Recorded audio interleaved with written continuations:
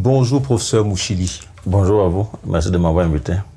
Merci, professeur, de répondre à nos invitations qui ne visent qu'à éclairer nos téléspectateurs sur des concepts dans cette émission. Interrogeons-nous sur des concepts que nous utilisons tout le temps sans en maîtriser le contenu. Nous avons discuté la dernière fois sur la raison et la rationalité. Aujourd'hui, nous allons nous interroger sur la nature humaine. Et nous allons poser la question de notre émission. Existe-t-il une nature humaine? Je vous laisse la parole pour que vous nous disiez d'abord votre compréhension du concept de nature et ensuite de nature humaine finalement, avant que nous ne poursuivions. Lorsqu'on parle de nature, il s'agit du sens primitif qu'on reconnaît à une chose. C'est-à-dire, avant toute modification possible, ce que la chose est avant toute modification possible. Bon, maintenant, c'est quoi l'homme?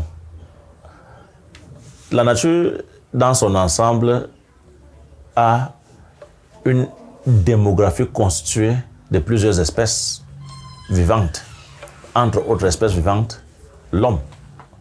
Bon, mais il y a une logique historique qui a présidé à l'avènement de la constitution de la nature. Bon, maintenant, pour chaque chose qui advient ou survient dans la nature, quel est le sens qu'on lui donne?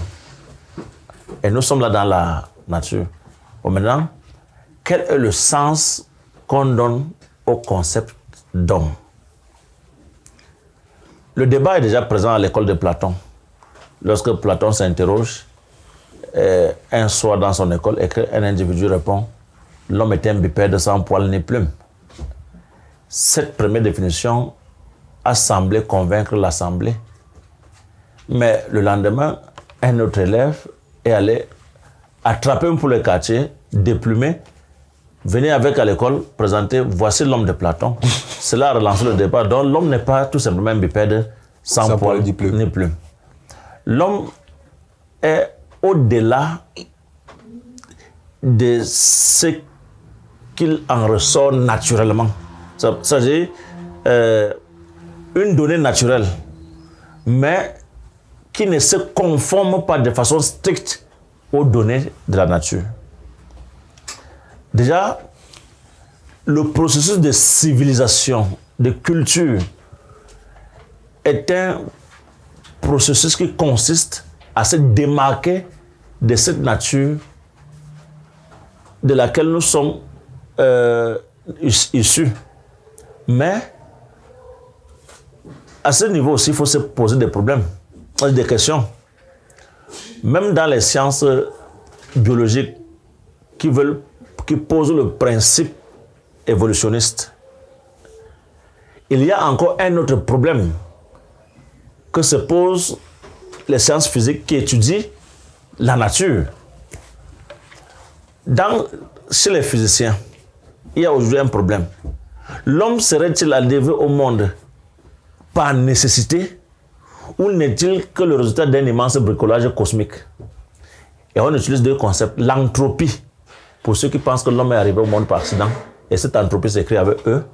Et l'entropie avec A, pour ceux qui pensent que des choses se sont structurées de façon à ce que la surface de la Terre, qui pendant les 7 premiers milliards d'années d'existence de l'univers avait un taux de radioactivité très élevé, ne rendait pas la vie possible, ce taux de radioactivité s'est dissipé en faveur de l'avènement des êtres vivants et par conséquent de l'homme comme l'un des derniers êtres vivants à sortir des autres êtres. On parle du bonobo comme notre cousin ou notre ancêtre.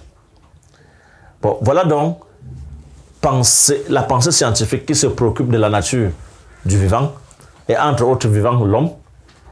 La pensée philosophique qui va surtout voir en l'homme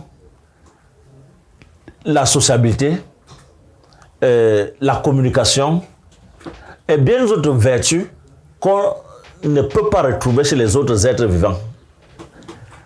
Mais est-ce que cela signifie que on va voir autre chose que la structure biologique comme substrat indéfectible permettant de saisir l'homme dans ce qu'il est?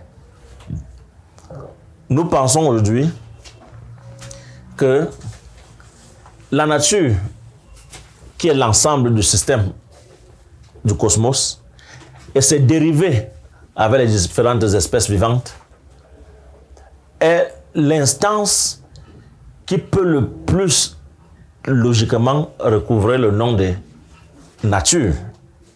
Bon, maintenant, pour un être qui ne s'adapte pas simplement, mais qui se fait historiquement comme auteur même de cette histoire, qui se découvre comme homme à partir de cette historicité et non à partir d'une donnée. Parce que aujourd'hui, on a l'impression que le concept de métaphysique, quand des gens veulent référer l'instance donatrice de sens à l'humain dans la métaphysique, on oublie toujours que dans le concept de métaphysique, méta est un préfixe et physique est le radical. Oui. Donc, il n'est pas possible de remonter à une saisie métaphysique de l'essence ou du sens de l'homme si on n'a pas compris ce qu'est l'homme physiquement. Ok. À partir de ce moment, est-ce que le sens est en l'homme ou le sens est à construire?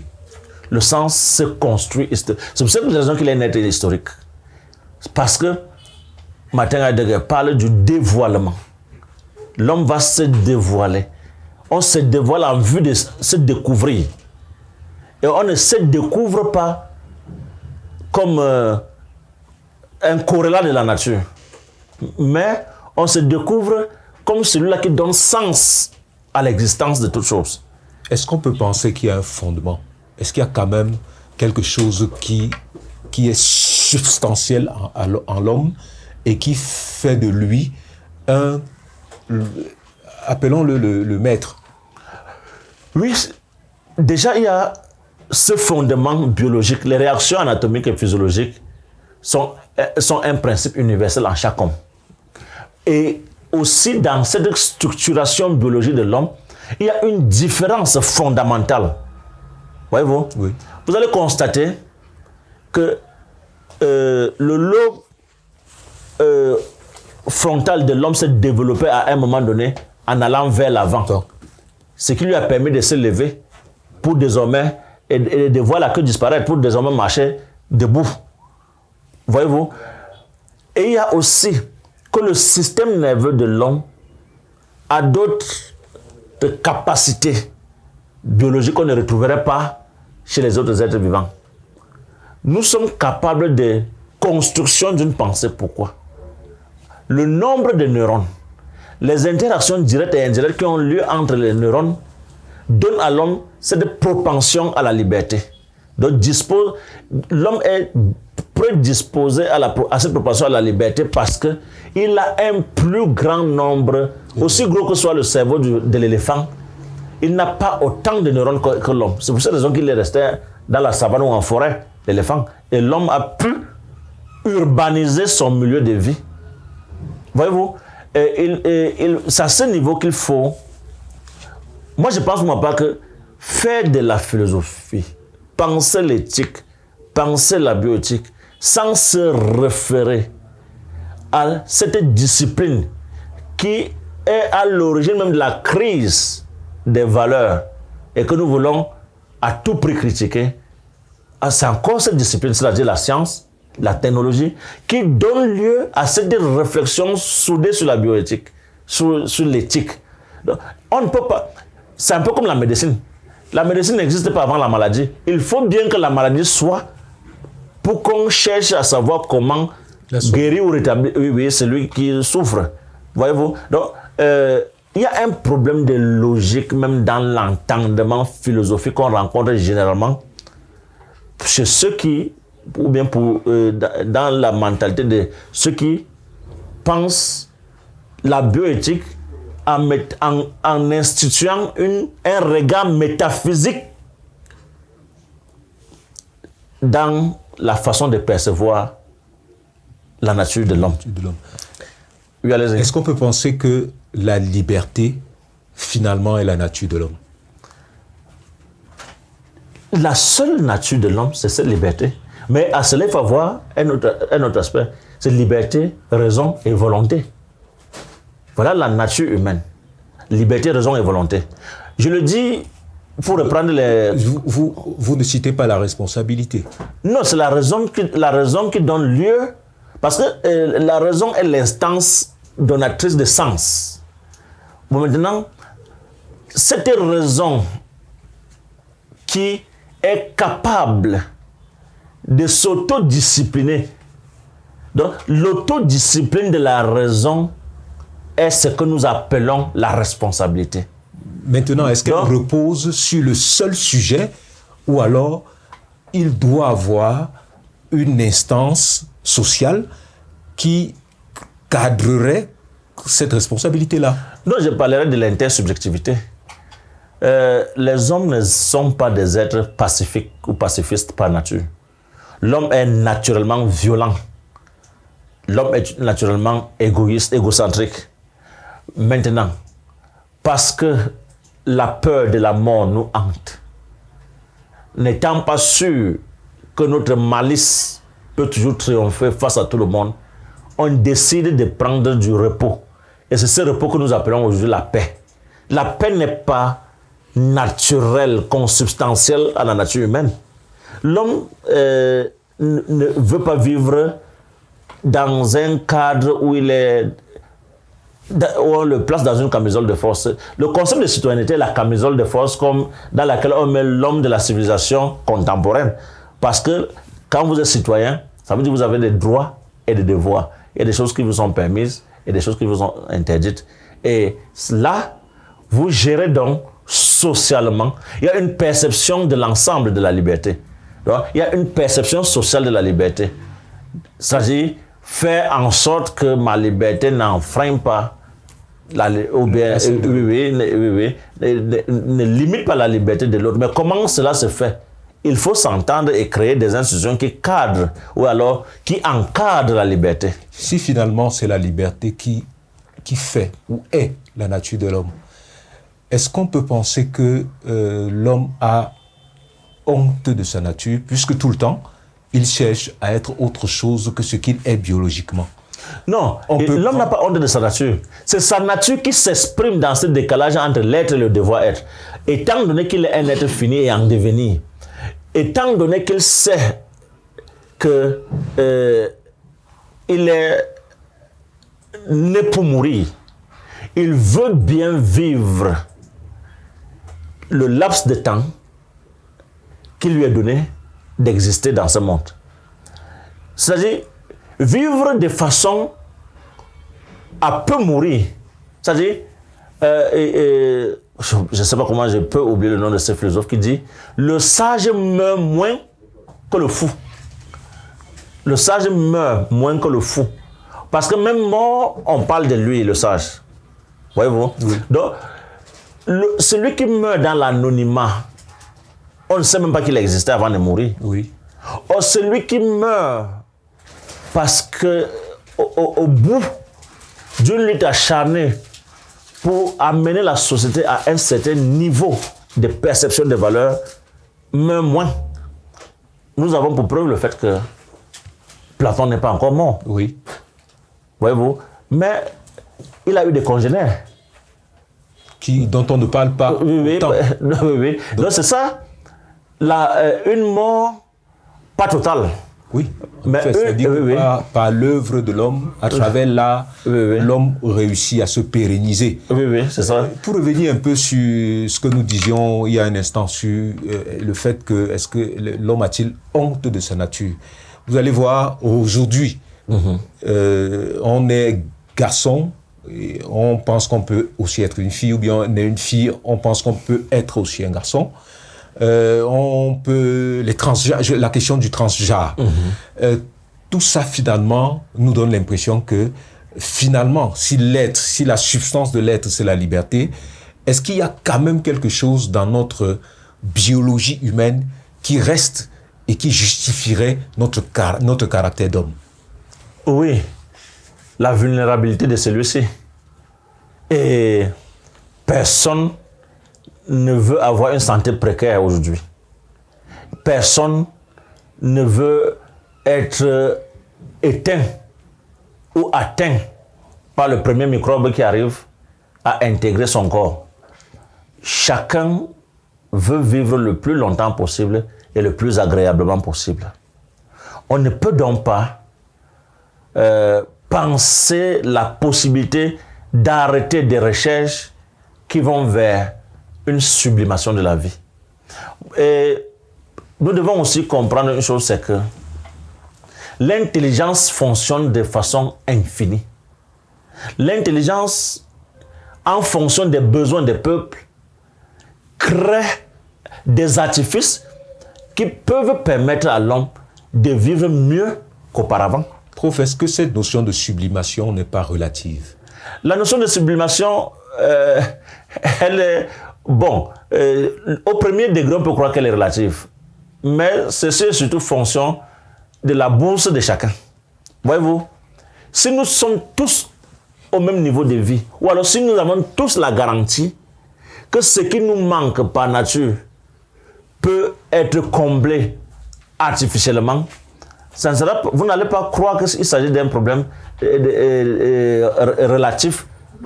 Même si c'est relatif, c'est par rapport au niveau de vie de chacun, au standard de vie de chaque individu, au standard de vie de chaque société. Il y a des choses dont on ne peut pas se permettre dans nos pays généralement très pauvres, sous les tropiques.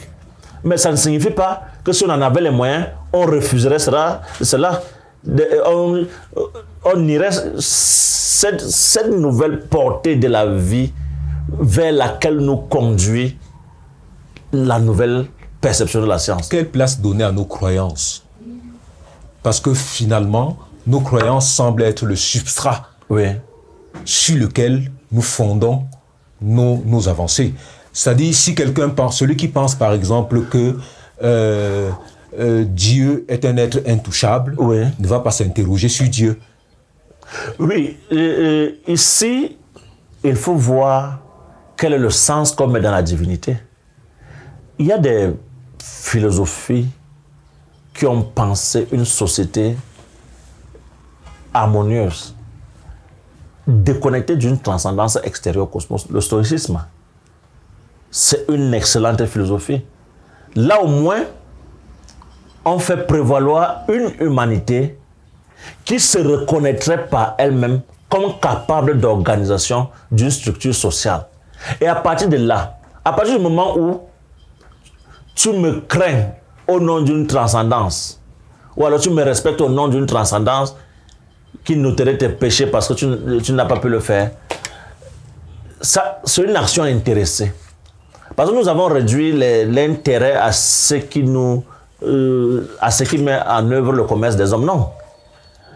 Je fais ceci parce que je serai récompensé par Dieu, n'est qu'une vie intéressée.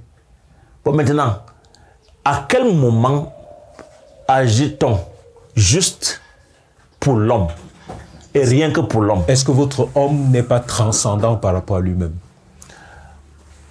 Oui, à partir du moment où nous sommes sortis du Moyen-Âge qui pensait une vie absolument connectée à celle d'un autre qui commanderait la nôtre, c'est le mouvement humaniste né à partir de la Renaissance italienne au XVIe siècle. On peut croire qu'aujourd'hui, l'homme a changé le sens de la transcendance. Elle n'est plus verticale, elle est davantage horizontale. Oui, parce que nos sociétés laïcisées ont réussi à privatiser le religieux. Privatiser le religieux, ça veut dire quoi? Ça veut dire que la religion devient une affaire de conviction personnelle. La foi ne peut plus être institutionnalisée comme dans des régimes théocratiques. Non. Aujourd'hui, on veut voir quelles sont les capacités humaines à créer une société où chacun se retrouve et chacun se reconnaît à partir de la justice sociale institutionnalisée comme citoyen. Mais moi, je pense pour ma part que la dynamique culturelle ou civilisationnelle entraîne toujours au cours de l'histoire une sorte de décadence des traditions fixistes. Et nous comprenons bien aujourd'hui que nous ne pouvons vivre que de notre travail. Nous ne pouvons pas vivre d'une manne qui viendrait d'ailleurs. Et même, en qui devons-nous croire pour nous permettre de réaliser notre développement si ce n'est en nous-mêmes? Moi, je pense que en un siècle, la science a fait des sauts que la religion n'a pas pu faire en plusieurs siècles. En plusieurs siècles. En un seul siècle. C'est-à-dire, prenons seulement le XXe siècle. C'est vrai que cette expansion de la connaissance a donné lieu, l'occasion à ce que le XXe siècle s'ouvre sur 2 guerres mondiales. C'est vrai, c'est une des catastrophes qu'a subi. Les 2 guerres mondiales sont une catastrophe qu'a subi l'humanité du XXe siècle. Mais il faut aussi dire, et ça c'est ce qui est très important, que c'est de ces 2 guerres que nous avons connu les évolutions, les évolutions les plus importantes de l'humanité. C'est-à-dire, notre civilisation a connu la révolution que nous vivons aujourd'hui grâce à ces 2 guerres. Parce qu'à partir de ces guerres, surtout dans le domaine médical, il y a eu un fort taux de développement à l'intérieur des sciences médicales. Ceux qui nous regardent vont être déçus si je ne vous posais pas la question sur le rapport de l'homme à l'environnement. Est-ce qu'il faut toujours considérer l'homme comme supérieur à tout, celui qui organise tout, celui qui dit si telle plante, tel animal peut exister, il peut brader tel qu'il le veut, voilà, au nom de sa liberté? Ceux qui le disent restent dans des discours vains. Si nous voulons absolument préserver l'environnement, il faudrait aussi qu'on commence à limiter les naissances. Parce que quand nous permettons d'agrandir l'humanité à partir des naissances, il faut aussi trouver des zones d'habitation pour ceux qui arrivent dans le monde. L'urbanisation, ce n'est pas la bombe nucléaire. Ce n'est pas seulement les gaz à effet de serre qui le plus détruisent la couche d'ozone. Non. Le phénomène d'urbanisation, voyez-vous, la température qui fait dans ce milieu où nous sommes en train de réaliser cette émission n'est pas la même avant la construction de cette maison. Non. L'urbanisation est un facteur important dans la destruction de la couche d'ozone. Faut-il ne plus urbaniser? Faut-il vivre comme à l'âge de la pierre taillée? Nous nous habillons. Est-ce que les maisons de production des bombes nucléaires polluent plus que l'industrie textile? Il faut faire cette statistique avant même de se prononcer. On ne peut pas dire que la science détruit en restant dans le discours. Puisque la science a au moins le pouvoir de s'autocritiquer et de penser une nouvelle façon d'urbaniser. C'est-à-dire, vous allez comprendre qu'aujourd'hui, il y a des constructions qui intègrent le critère environnement. Comment les murs, en quel matériau doit-on faire les murs aujourd'hui? La science répond à ces questions. Mais les discours que nous tenons vis-à-vis de la science, en termes critiques, ça ne résout pas le problème. Moi, je pense pour ma part qu'il y a quelquefois, il faut revenir à Karl Marx. Est-ce que nous transformons le monde en le disant? Nous ne le faisons pas. Nous ne faisons que le dire. Mais qu'est-ce qui nous sauve en fin de compte? Le scientifique lui-même a un instinct de survie qui le caractérise et dont il ne peut se débarrasser. Ça signifie qu'il a le devoir de s'assurer que la science sera pérennisée. Et pour ce faire, il doit penser un nouvel environnement, même si aujourd'hui on a l'impression que malgré les efforts qui sont faits en science, le réchauffement climatique va de l'avant, on n'arrive pas à décélérer le système, la course vers toujours plus de réalisations scientifiques. Professeur, finissons par revenons sur la transcendance horizontale que vous avez évoquée tout à l'heure, pour se rendre compte quand même que le levier de l'action scientifique qui règne désormais dans tout l'univers vient d'un point de la planète et s'impose à tous les autres points de la planète, malgré les croyances, les systèmes de valeurs. Est-ce que finalement on n'a pas l'impression qu'il y a une dictature d'une certaine classe ou bien d'une science occidentale?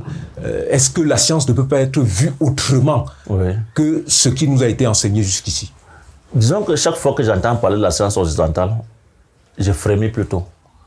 Je n'ai jamais été d'accord avec cette expression. Parce que, je reviens toujours à l'histoire. On nous dit que pendant l'Antiquité, des gens comme Thalès ont appris l'astronomie en Égypte, qui était nègre. Pythagore lui-même a appris ses mathématiques en Égypte. Bon, c'était déjà le point de départ de la science.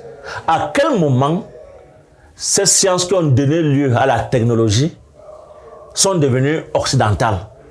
Au moment où... Peut-être au moment où elles se sont idéologisées. Peut-être. Voilà. Il y a une idéologie occidentale qui pourrait faire passer les produits de la science faits en Occident comme les seuls capables de rendre la vie agréable. Mais la science est le patrimoine commun de l'humanité, pour ma part. C'est le patrimoine commun de l'humanité. Mais seulement, j'admire chez les Occidentaux cette langue de curiosité. Nous sommes encore à dire philosophie africaine. Or, les Occidentaux ne sont pas attardés à dire philosophie occidentale. Ils ont conquis le monde. Ils ont mis en exergue, ou bien à l'épreuve, leur curiosité. Ils ont exploité les éléments de cette curiosité. Nous faisons les mathématiques. Les chiffres que nous utilisons en mathématiques ne sont pas occidentaux. Ces chiffres sont arabes. Voyez-vous? Oui. Mais le concept d'algèbre, l'algèbre en mathématiques, c'est un mot arabe d'origine. Oui.